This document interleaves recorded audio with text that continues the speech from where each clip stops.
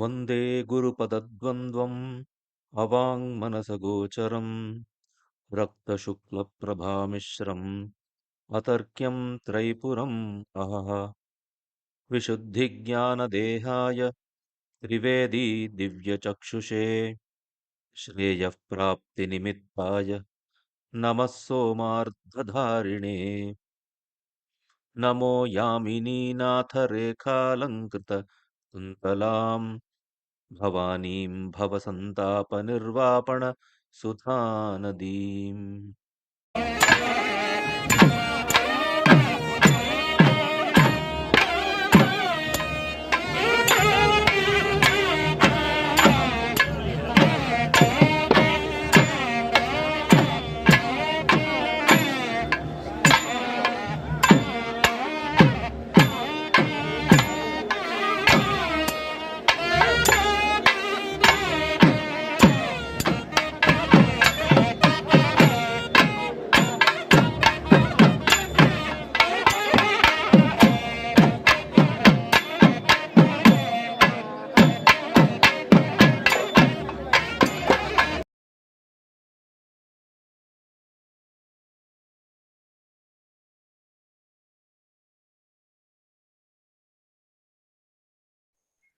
So Shadadhva. So we'll start with Shadadhva. Now Shadadhva is basically classifying the entire prapancha into Vachya and Vachaka bhava. Vachya is the components or the components of the Artha Srishti.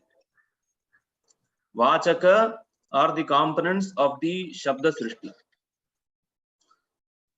Before the Artha Srishti takes place, the Shabda Srishti happens. That is why the first Kamakala, it evolves into the Matrika-Akshara. Matrika-Aksharas evolve into the Tattvas. The Tattvas will evolve into Bhuvana. So when we see the Adva chart, the Vachaka or the Shabda Srishti falls under the sphere of kala-tattva, time.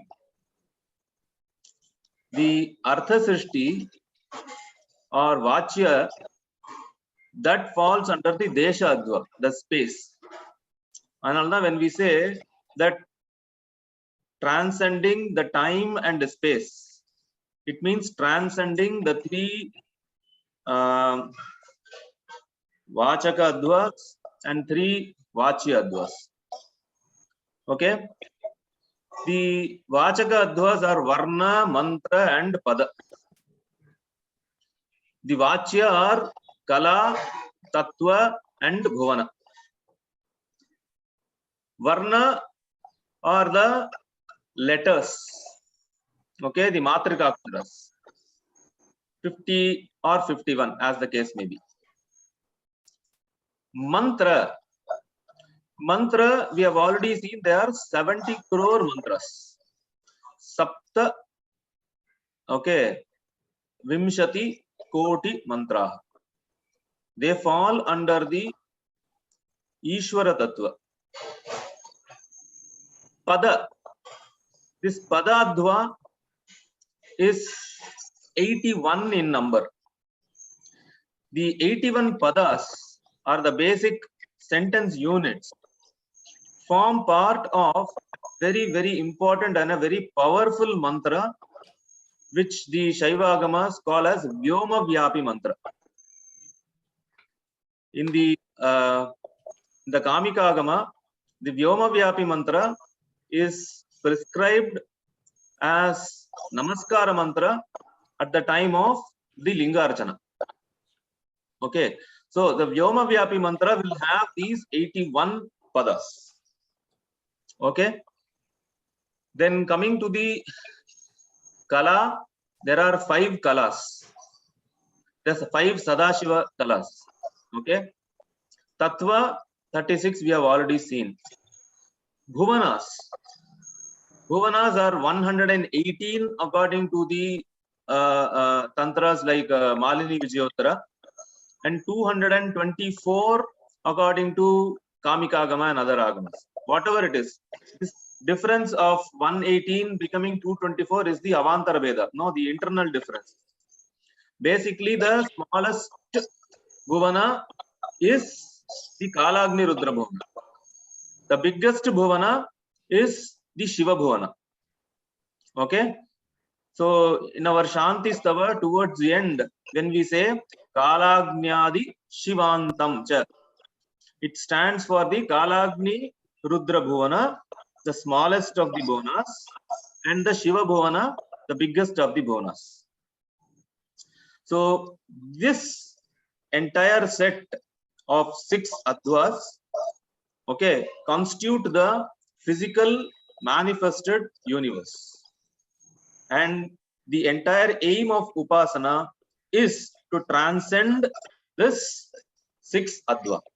So in the Lalita Sahasranama, we have the Nama Shadadhva Ateetha Rupina, one who transcends these 6 Tattvas. Okay. The kala-tattva, the Nivritti, Pratishtha, Vidya, Shanta, and Shantyatita Kala. Shantyatita Kala is also called as Grasini Kala. Okay. And when we do the Malini nyasa, these are the 5 phases of Malini. Purva, Paschima, Uttara, Dakshina, Urdhva. These are the 5 phases of Malini. These 5 kalas are the 5 phases of the Malini. Okay. And this Padadhva that I spoke about, this is the Vyoma Vyapi mantra. So this Vyoma Vyapi mantra consists of so many Vedas. Okay. If you start, it starts with Om Vyoma Vyapine, Vyoma Rupaya, Sarva Vyapine, Sarva Vyapine Shivaya. That is called as Shivanga mantra. Then Vidyeshwara mantra is Anantaya, Anathaya, Anashritaya, Drupya Shashvataya, Yoga Pita Samstitaya, Nitya Yogine, Dhyanahataya. That is Vidyeshwara mantra. The Shiva Gayatri mantra is Om Namaha. Okay. Then Savitri mantra, Shiva Savitri mantra is Sarva Prabhave. Vidveshwara Upachara mantra is Shivaya. Pancha Brahma mantra is Ishana Murdhaya, Tatpurusha Vaktraya, Aghora Hridayaya, Vamadeva Gukyaya, Satyojata Murtaye. Chandesha mantra is Om Namo Namaha. Okay. Chandesha Shadanga mantra, Gukyati Gukya Goptre, Anidhanaya, Sarva Yoghadi Kritaya, Sarva Vidyadipaya, Jyoti Rupaya, Parameshwara Paraya. Then Chandesha Asana mantra is Achetana Chetana. Then Ananta Asana mantra, Vyomin, Vyomin, Vyapin, Vyapin, Arupin, Arupin, Prathama, Prathama, Tejas, Tejaha, Jyotir, Jyoti. Okay. Then there are some Kesara mantras. Okay. Arupa, Anagni, Adhama, Adhasma, Ananda. Okay. So all that is the Kesara mantras. Then the Kamala mantra, Sakshin, Sakshin. Dikpala mantra is Kuru, Kuru, Patanga, Patanga, Pinga, Pinga, Jnana, Jnana, Shabda, Shabda, Sukshma, Sukshma, Shiva, Sarva. Vidyanga mantra is Sarvada, Om Namaha, Namaha, Om Shivaya, Namo Namaha. And Vajrayada mantra is Om. If you count these padas in the right hand side, they will be 81. These 81 are called as the Padadhva. The entire set is called as a Vyoma Vyapi mantra. It is one of the most powerful mantras in the Shaivagamas. It is given to Shishya who has attained the Nirvana Diksha.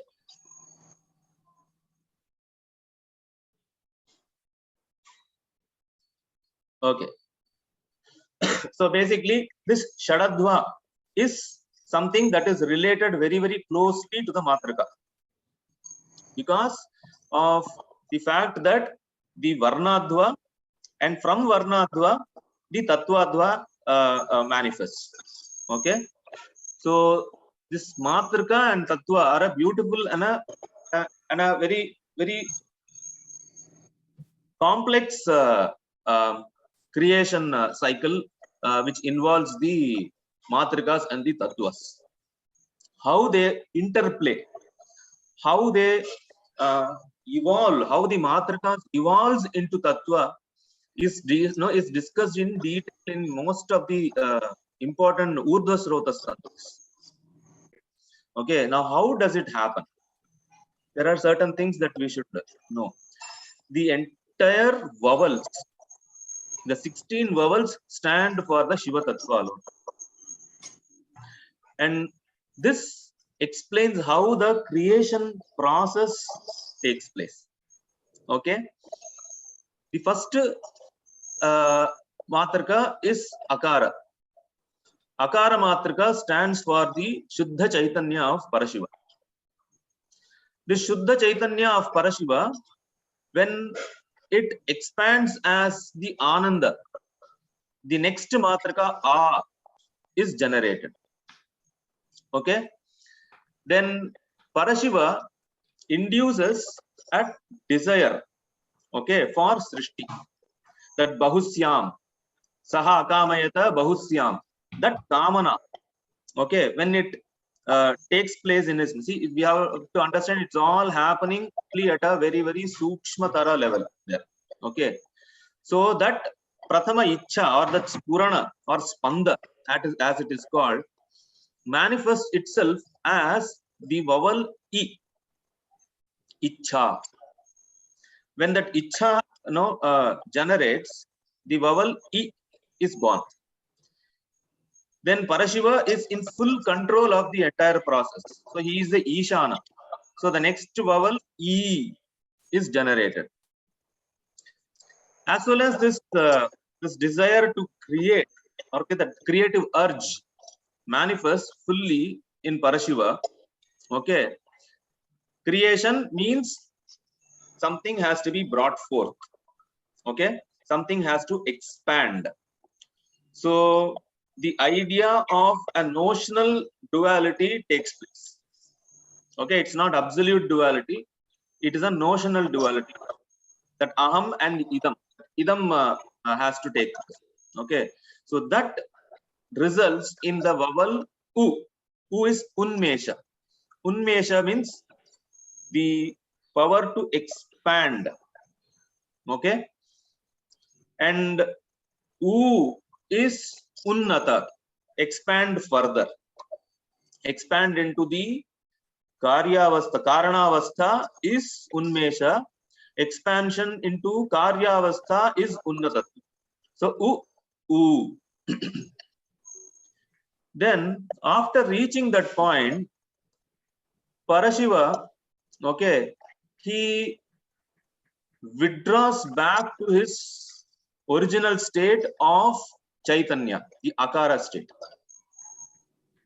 During this process of withdrawal, the next 4 Matrika Aksharas, R, L, L are generated. Okay, they are basically a kind of a state of vacuum or void. Okay, Parashiva is actually withdrawing from the process of creative urge there during these 4 Matrikas. Then moment he withdraws back to his Chaitanya Rupa, he realizes that come what may, he is going to remain as Parachaitanya always. Okay, so he continues with his urge for creation. So his Chaitanya interacts with the Cha. So A and E interact to give A. Okay. And the next vowel I also. Then the Jnana, okay, that Unmesha and Unna-tattva, that when it reacts with the Chaitanya, we get the next 2 vowels, O and Au. Okay. So till this stage, Parashiva is now fully active to create the universe. Okay. So he has already brought forth his Ichcha and Jnana Shaktis for the creation to take place. All right. Then he has to start somewhere. Okay. That starting point is the Bindu. The Bindu is resting on his Chit. That is represented as the Okay. So that is still in a desire state only. When it manifests itself as a creation, it is called as visarga or visarjana, bringing forth.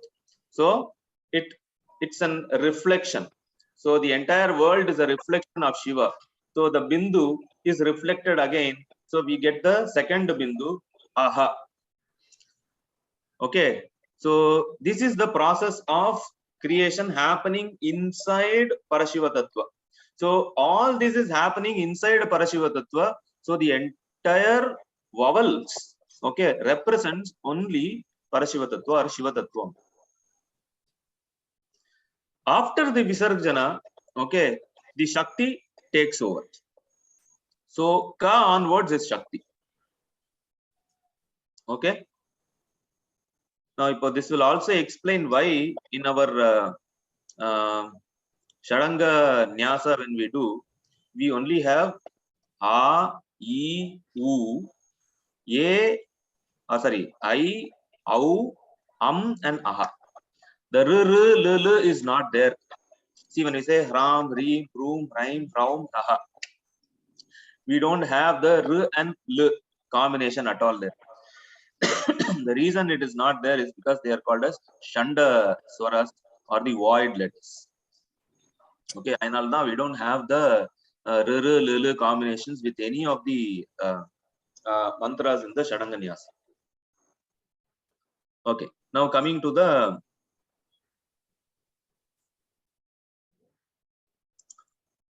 this is the, as I explained earlier, this entire world is a reflection of Parashiva. So all the tattvas will be reflected.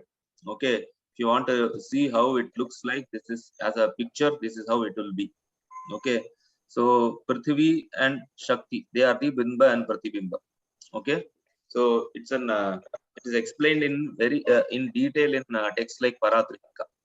Okay, so the tantras speak about or we propose the vada by name Pratibimba Vada. Okay, now the tattvas are projected. Okay, so the first varga, the kavarga, ka, kha, ga, gha, na, they stand for the panchabhutas. Chavarga stands for the pancha tanmatras, shabda, sparsha, rupa, rasa, gandha. Pancha karmendriyas are represented by ta, tha, da, dha, na, vak, pani, payu, upastha. Okay, pada, upastha. Pancha jnanendriyas by the tavarga. Okay, then antahkaranadi are by the pavarga, pa, pha, ba, bha, ma. The 5 kanchukas and maya are represented by yara, lava, and the 5 shuddha tattvas are represented by shasha, saha. So the 5 shaktis, okay, chaitanya, ananda, ichha, jnana, kriya of Parashiva, when it interacts, okay, you get these tattvas, the 36 tattvas. Shakti to Prithvi.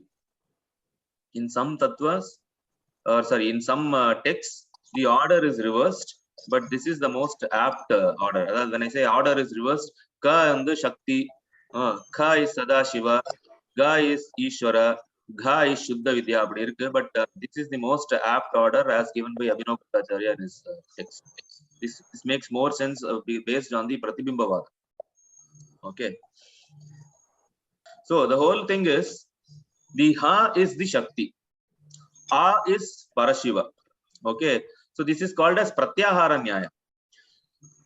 Pratyahara is taking the first and the last letters. When you say the first and the last letter, everything in between is also understood to be mentioned there. So when you say Aham, okay, right from Shiva Tattva, okay, then starting from Prithvi and all those things in reverse till Shakti Tattva is consolidated in Aham. So this Aham represents the entire cosmos. So Aham is, when we say Shiva Shakti Samarasya, it is not merely Shiva and Shakti Samarasya. What we generally see as the Prapancha is also encapsulated by the term Aham. This is called as Pratyahara nyaya. Okay, so Aham stands for the entire creative unit. That is why when we say Aham Graha Upasana, that contemplating of the entire universe to be a manifestation of one's own Pratyagatma. That is the key of Aham Graha Upasana. So the reason why this Matrika play a very, very important role in our Upasana is the Matrikas are called as Matrika Chakra. Chakra, it's not a group. Chakra has many meanings. One meaning is group. The other meaning is Shakti. So Matrikas are manifestations of Shakti. So each of the Matrikas individually have specific powers. In combination also, they have specific powers. So the reason I am giving you this particular information here is because the next sutra of Parashurama Kalpa Sutra is going to speak about the powers of the mantra. Okay, so only when we understand and only when we focus on the matrikas, we can unravel the secrets behind the mantras. So it's very, very important for every upasaka to know and practice the matrika nyasa. Whether you do any other nyasa or not, you are supposed to do the matrika nyasa on a daily basis. This matrika at the initial level is called as Bhinna Yoni Matrika. This is what we are practicing as Matrika. At the highest level, this Matrika itself becomes Malini. It is called as Abhinna Yoni Matrika. Okay, so starting from the Matrika to the Malini, this is the path that an Upasaka has to travel. He has to start with the Matrika and he has to end in the Malini. So mantras are the means to salvation or the means to attain Atmagyan. They are the upaya. That is why this entire upasana is called as a mantra marga. Okay, so it starts with mantra. All the other understanding, all the other chintana, bhavana, and all those things are a byproduct of your mantra upasana. Without taking the mantra upasana seriously, you cannot even qualify yourself for any of the tattva vicharas. So directly going into tattva vichara without properly understanding the matrika and the mantra is not going to take the upasaka to any great heights. So this is what Parashurama is going to speak in the next 2 or 3 sutras. We'll go to the Kalpa Sutra.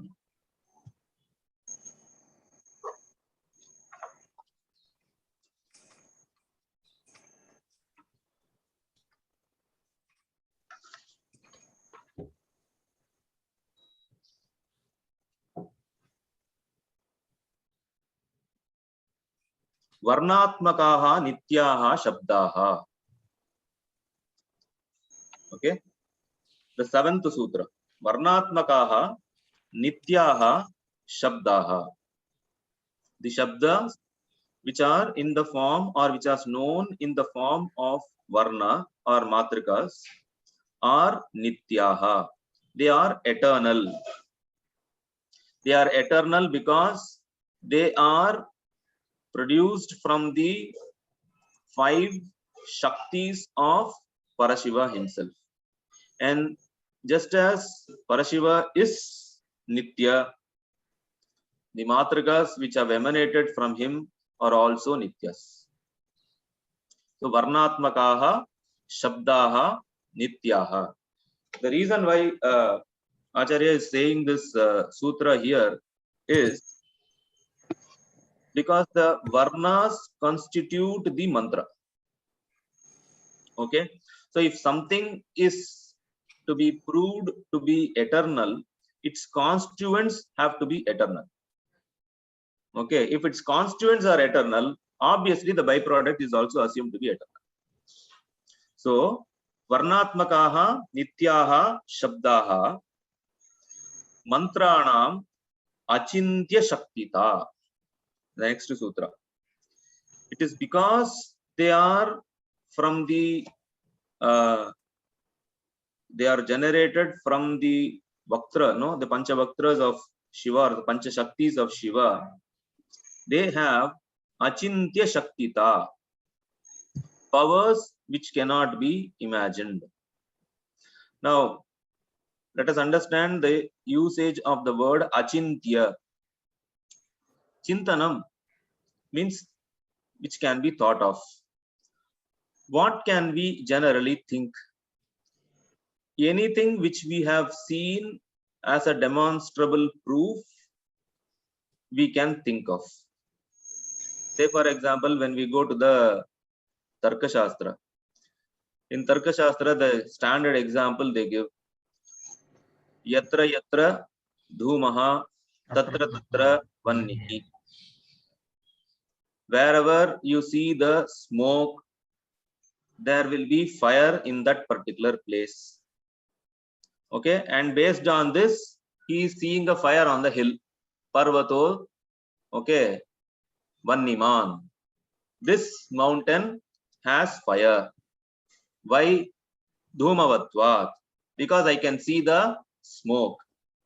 And going by the syllogism, okay, or the invariable concomitants, that yatra yatra dhumaha tatra tatra vannihi tatha cha ayam. I am able to see that condition satisfied here. Therefore, my statement that this mountain has fire stands good. Now, this entire process is based on the observation that the person has already had. That is, wherever he has seen smoke, he has observed the fire along with the smoke. Okay, so generally, what can we think? Anything which has been presented to us by our indriyas or indriya gochara jnana is what we can think of. Okay, if something is not presented by the indriyas, we cannot think of.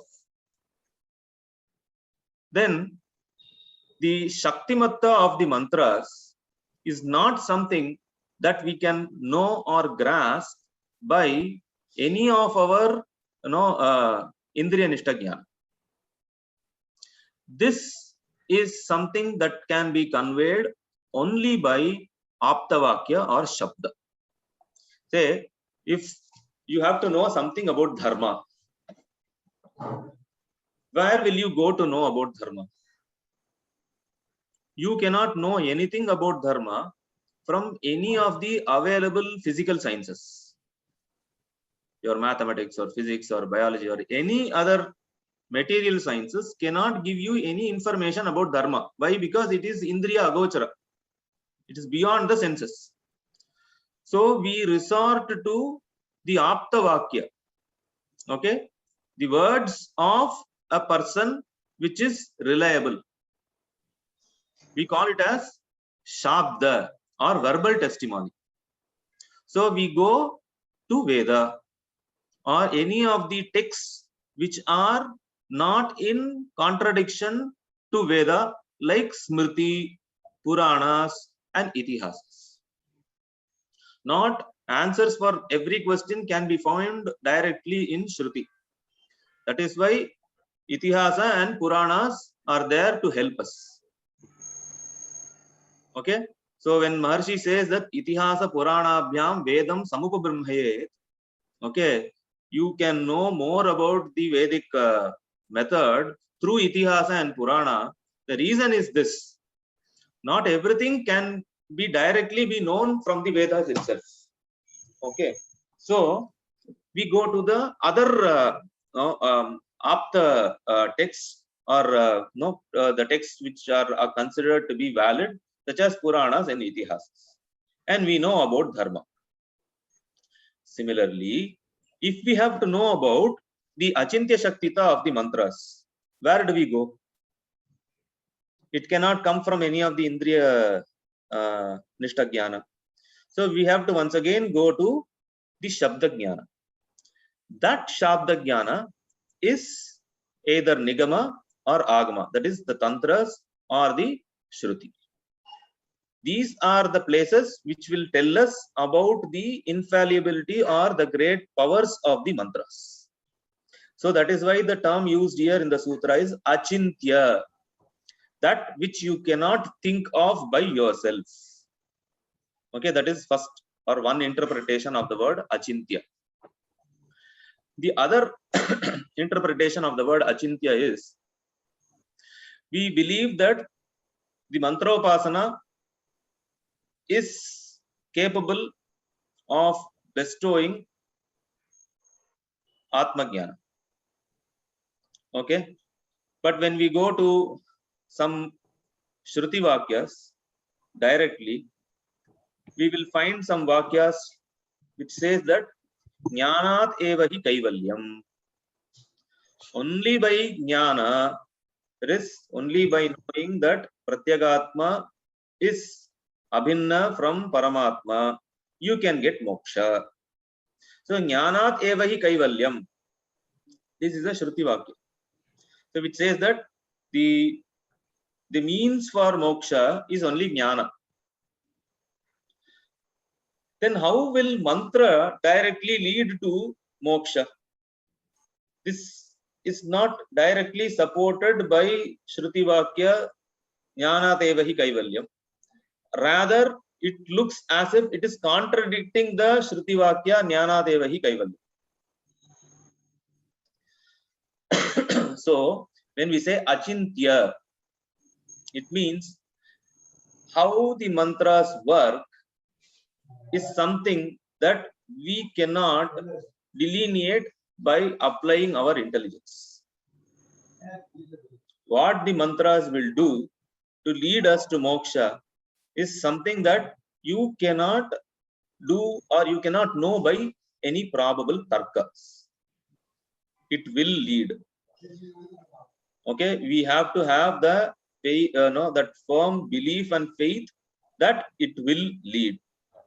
So to emphasize on this aspect, the term Achintya, that which you cannot even think of, that is where you don't apply any tarka or logic to find out how. So mantranam Achintya Shaktita, it possesses great powers which are beyond tarka. Okay. What will aid in our mantra sadhana? Mantras are powerful. Okay. Is it enough? He says no. In the next sutra, he gives the sahakari karana. Okay. The other causes which has to accompany your mantra sadhana. And the most important of the two causes are, or the two conditions are, sampradaya-vishvasa sarva siddhihi. No, this is something that we can write on a, or you can engrave on a piece of rock and keep it in a place where we can see every day. Sampradaya-vishvasa sarva siddhihi. Both are equally important. That is why Dvivachana Prayoga is there. He is not saying either by Sampradaya or by Vishvasa you can get the Siddhi. He says no. Sampradaya has to be there and the Vishvasa in the Sampradaya has to be there. What is Sampradaya? Samyak pradiyate iti Sampradaya. Something that has been handed over properly. Okay? Guru parampara praptam. So getting the mantra from a parampara, okay, which can be traced, okay, that is most important. So if someone's Guru Parampara is questionable, then we can safely say that the mantra received from such a person may not be effective, or I will not say may not, will not be effective. So the mantra has to be received from a guru who comes down in a tradition. That is why the tantras give a kind of a what is it, a touchstone like a thing, okay, to test this. He says, do you know at least 8 people in your sampradaya? Then you can safely assume that it is a sat sampradaya. At least 8 people you should know in your line, including your guru. So which means that you are able to trace the ancestry. Over and above, some people can, some people cannot, doesn't matter. At least 8. 8 is the number given in the tantras. Okay, so you can find out that you have come, or the guru has come in a proper sampradaya. Second is vishvasa. The whole thing rests in your faith that the mantras are powerful. The mantras can do, okay, or can bestow liberation. And whatever instructions that you have received from your guru, you have to unquestionably follow. This shastra or this marga, upasana marga, is entirely dependent on guru. Okay, yes, the guru has when we give the qualifications of the guru is asked to be, okay, bahushastravit, bahutantravit, sundaraha, samukha, swachha, and all those things. All right. So the guru should know the shastras, he should know many tantras, he should know the prayogas, he should be good at heart, and all. A big list is given about the qualification of the guru. But at the end of the day, for a shishya, this entire upasana or this entire marga rests in guru. That is why Bhavana Upanishad opens with the statement saying that Guruhu Sarva Karana Bhuta Shakti. So that Vishvasa, if you have in your Shri Guru,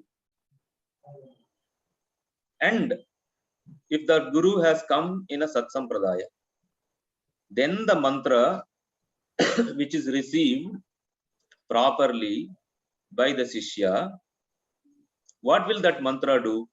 That mantra which is already having Achintya Shakti will give Sarva Siddhihi, will give all that is desired. The term Sarva Siddhihi, Sarva means all. Okay, in the Vyakhyana, Rameshwara Suri gives an explanation why the word Sarva is used. He says generally in the world what we have observed is that one particular effect will have a single cause. Say for example, pot. If the pot has to come into effect, then the cause has to be clay. If the cloth has to come into effect, the cause has to be the threads. Okay, the threads cannot be the cause for the pot, and the clay cannot be the cause for the thread. Generally, one cause gives one effect. But unlike that, in this case, mantra can give everything. That is why in the Sahasranama we see, okay, Trishati we see, Bhogascha Mokshascha Karastha Eva. Shri Sundari Upasaka Tatparanam Bhogascha Mokshascha Karastha Eva. Those who are engaged in the Sundari Upasana, for them, Bhoga, okay, Bhoga obviously precedes Dharma, Artha, and Kama. All the three is collectively Bhoga. Mokshascha, and the ultimate deliverance. Karastha eva is so easy. It's like the fruit in the hand, which is already there in the hand. So this Sarva Siddhihi means the mantra can give everything. It can give bhoga. If the Sishya so wants, it will give moksha. It will give both. Okay. So, sampradaya-vishvasa abhyam sarva siddhi. This is very important sutra in the entire thing. If we just know these two sutras, then we have understood the entire philosophy behind this entire upasana marga. Mantranam Achintya Shakti, sampradaya-vishvasa abhyam sarva siddhi. These are the two most important sutras. Okay.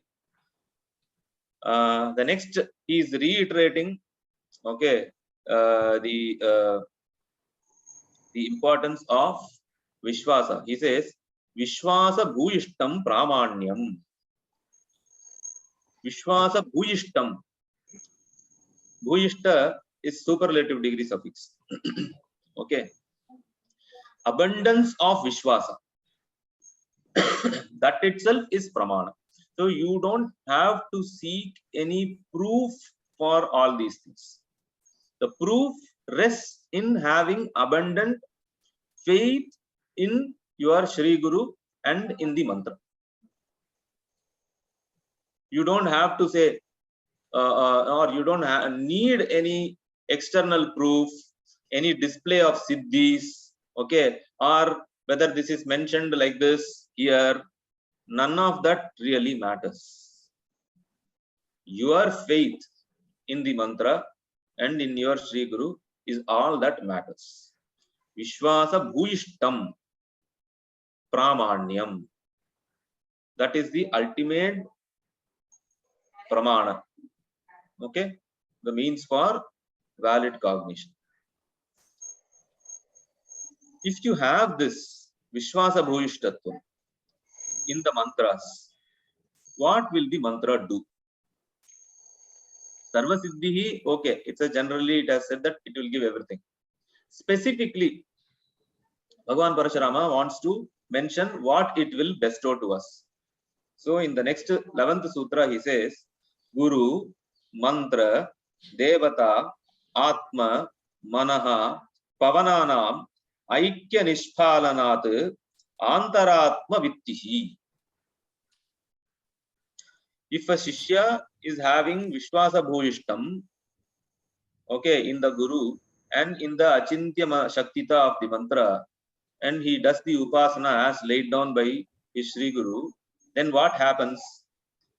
Guru, mantra, devata, atma, manah, pavananam, aikya nishpalana. This is the result. He will experience the aikya, the unity of Guru, okay, the mantra, devata, atma, manaha, and pavana, the pranas. He will experience the aikya of these five.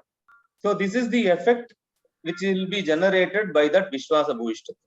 Okay, you will know that your Guru and the mantra which is given by the Guru, which is the Sukshma form of the Devata, and the Devata in her Para or the Vasana Swarupa, and your Pratyagatma, yourself, your Manaha, okay, your mind, and the Pavana, the Prana. These are one and the same. Now we don't have any issues with the first four. How does Manaha and Pavana, become at par with Guru, Mantra, Devata, and Atma? So that is one question that we always have. The answer for this is given in the Trika system.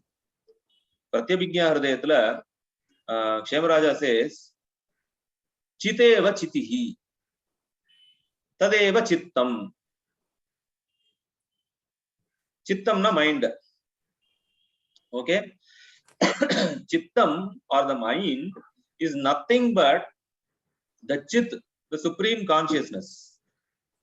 Only thing that in the level of chittam, it is sankuchita. No, it is affected by the kanchukas. The mantras, when we do the upasana, it will expand, okay, or it will create the chitta vistara, and we will find, okay, the experience of chit in every cognition that takes place. I'll explain now. When I see the book in the present level, when I see the book is different. The cognizer, that is myself, I am different. The process of visualizing the book is different. So when I sum up this entire process, I will sum it up like this. I, through my sensory perception, that is the organ of sensory or visual perception, namely the eye, see the book, and I know that this is the book. This is the process. Okay. In this, the triputi is, or the bheda between the seen, the seer, and seeing is firmly established. When we go higher into the upasana, we will understand that what the seer is seeing is not different from the chit or from the seer himself. Because it is the Chaitanya which has manifested itself as the world. So instead of seeing the object as different from oneself, he will only see that the object as a manifestation of one's own self. This will happen through the chitta, okay, which is another mode or another medium of consciousness, okay, which has now been free from its limitations, and that nishkanchikitaha. So that stage of mind, so that mind is nothing but chit itself. Then pavana or prana. Okay, that prana is not that air, okay, that we inhale or we exhale. Prana is the Shakti. The air is merely a medium. Prana is the Shakti. Okay, so that prana Shakti is what manifests, or the Chaitanya manifests itself as the prana Shakti. That will also become clear to a sadhaka in his sadhana. In the text like Vijnana Bhairava, there are some specific dharanas, okay, wherein this manah, prana, and atma aikya is established. So all the six are one and the same. So this is called a Shadvidha Aikya Sandhana. Okay, in the Antaryaga, this is the Shadvidha Aikya Sandhana. So this is the result of the Vishvasa Bhuishtatva. So once we practice the mantra marga or the mantropasana properly, we will experience this aikya, in the sense that we will be relieved of all the experiences of duality. We will only be enjoying the bliss of one experience or one consciousness as a continuous stream. So this is what is liberation, or this is what is moksha. So that's all. Guru-mantra-devata-atma-manah-pavana aikya nishpalanat. By the nishpalanam. Nishpalanam is not merely intellectual understanding. It is the anubhavajanya. Okay, it is an experience. So this unity, when it is experienced, atma vittihi, one understands about his pratyagatma. Okay, atma vittihi. Vittihi means realization. So one realizes his true or the true nature of his Pratyahara. This is what is moksha. So this is the phala, the ultimate fruit or the result of japopasti. All the others are avantara phalas. So a sadhaka has to involve himself in a conscious manner when he is doing the japa. It will not be steady in the start. One attains that steadiness in this over a period of years. But we should not lose sight of what we have to do in the upasana. Just because I am not getting it now does not mean that I will not get it. You will definitely get it because the Guru has already opened the doors for you. If not today, tomorrow. That is why that the statement of vishvasa comes. You should have the faith that you will definitely get, because your Guru has already given you or he has already opened the moksha marga for you. You simply are knocking off your avidya one by one with every japa count. Once it is completely knocked off, it will become absolutely clear. So next sutra is about the panchamakara. We will have it in the next class. Anandam Brahmano Rupa.